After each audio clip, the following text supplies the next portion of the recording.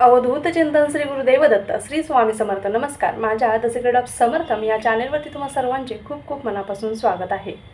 आज आपण पाहणार आहोत की प्रदीपदादा सोनवणे यांनी आपल्यासाठी गणपतीची आपल्याला जी मंगळवारी सेवा करू शकतो, गणपतीची संकटमोचनची सेवा 120 दिवसांची आपल्यासाठी त्यांनी सेवा दिलेली आहे. ती आज आपण जाणून घेणार आहोत. ती सेवा कशा प्रकारची आहे व सेवा किती दिवस करायची आहे, तसेच सेवेसाठी कोणकोणते मंत्र म्हणायचे आहेत, ते सर्व आज आपण पाहणार आहोत. त्या अगोदर पाहून घेऊया की आपण ती सेवा कोणकोणत्या कामांसाठी करू शकतो. या सेवेला कोणत्याही मंगळवारी किंवा अंगारक योगी ज्या दिवशी असतो त्या दिवशी सुरुवात करायची आहे. कोणतेही काम असो, त्या कामात यश येणारच, हमखास यश मिळणारच. बघा, आपल्याला ही सेवा गणपती बाप्पाची व संकटमोचनाची सेवा 120 दिवसांची ही सेवा करायची आहे.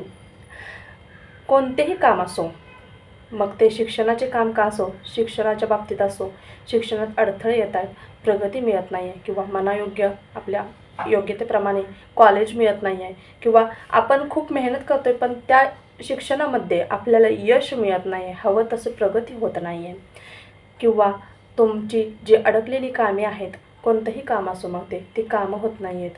संतती प्राप्तीसाठी सुद्धा ही सेवा खूप प्रभावी आहे. खूप प्रयत्न केले, खूप डॉक्टर्सकडे गेलो तुम्ही, ज्याने जिथे जिथे सांगितलं तिथे तिथे तुम्ही जाऊन आलात, रिपोर्ट्स पूर्णपणे नॉर्मल आहेत, तरीसुद्धा काहीही फरक पडत नाही, संतती सुख भेटत नाही आहे, तर तुम्ही जरूर ही सेवाच करायला सुरुवात करा. तुमच्या आयुष्यात नक्कीच संतती सुख मिळणार. नंतर कोर्ट कचेरीची कामं असो, वर्षानुवर्षे कोर्टाची कामं चालूच आहेत पण निकाल काय आपल्या बाजूने लागत नाही आहे, तर ही सेवा अत्यंत प्रभावी आहे. नंतर जर एखाद्या व्यक्तीला तुम्ही पैसे दिलेत काही दिवसांसाठी, तर किती वर्ष झाली तर ती व्यक्ती आपल्याला आपले पैसे माघारी देत नाही आहे, तरीसुद्धा ही सेवा खूप प्रभावी आहे.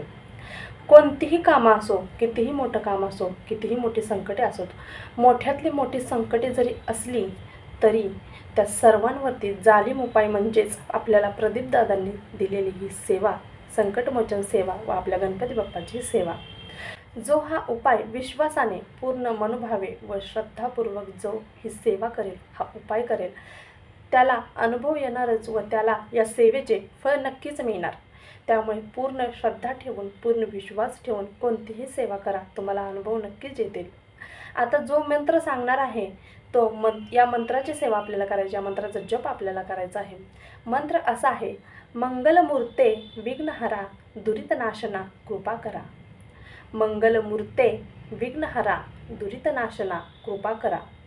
आता या ठिकाणी लक्षात ठेवायचं आहे की मंगलमूर्ती असा या जपात उच्चार नाही आहे, मंगलमूर्ते असा हा उच्चार आहे. त्यामुळे उच्चार कोणीसुद्धा चुकू नका. मंगलमूर्ती तिथे बोलायचं नाही आहे, मंगलमूर्ते विघ्नहरा दुरितनाशना कृपा करा, अशा प्रकारे हा मंत्र आहे. या मंत्राचा जप करायचा आहे व संकटमोचन सेवा करायची आहे. जपाची सुरुवात तुम्ही कोणत्याही मंगळवारी किंवा चतुर्थीपासून करू शकता.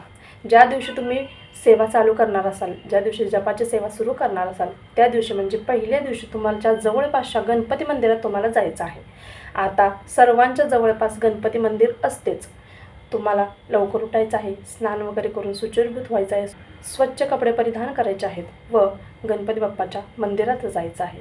जाताना काही वस्तू तुम्हाला सोबत घेऊन जायच्या आहेत. आता त्या वस्तू कोणकोणत्या आहेत ते तुम्हाला मी सांगते. एक नारळ, विडा, सुपारी व त्यावरती एक नाणं, एक फळ, मग तुम्ही ते डाळिंबाचं फळ घेऊन जाऊ शकता.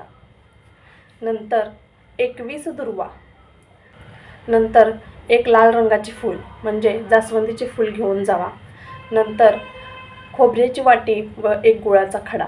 अशा प्रकारे तुम्हाला हे सर्व साहित्य घेऊन जायचं आहे गणपती बाप्पाच्या मंदिरात व सर्व वस्तू या ज्या घेऊन गेला आहात त्या सर्व वस्तू गणपती बाप्पांना समर्पित करायच्या आहेत, अर्पण करायच्या आहे व हात जोडून 5 मिनिटे तिथेच बसा व गणपती बाप्पाला मनोभावे श्रद्धापूर्वक प्रार्थना करायची आहे की हे गणपती बाप्पा, आजपासून मी या जपाच्या सेवेला सुरुवात करत आहे, तर ही सेवा मी या कामाकरिता करत आहे, ते काम पूर्ण होऊ दे व ही सेवा माझ्याकडून तुम्ही स्वतः करून घ्या, अशी प्रार्थना आपल्या गणपती बाप्पाला करायची आहे.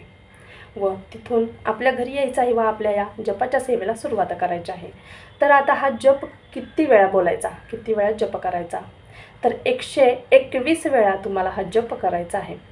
आता 121 वेळा तुम्ही कसं काउंट कराल, तर 108 मण्यांची तर माळ असते, आपण 108 वेळा जप करू शकतो. मग 108 वेळा तुम्ही माळेने जप करा व 13 वेळा बोटावरती जप जरी केला तरीसुद्धा तुमचे 121 वेळा काउंट होऊन जाईल.